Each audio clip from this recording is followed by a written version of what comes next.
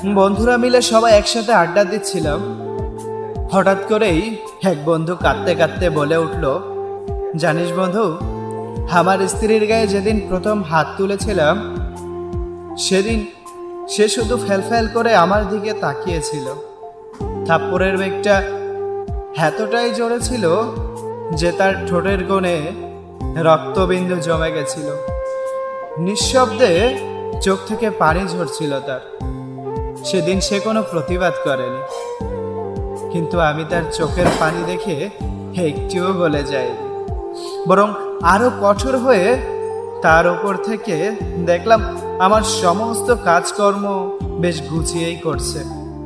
কোনো কাজ আর ঝামেলা ছিল না। আমি না বলার পরও আমার সব কাজ সে গুছিয়ে রাখত। তখন থেকে বুঝতে পারলাম, নারী জাতিকে মাথাতে নয়, পায়ের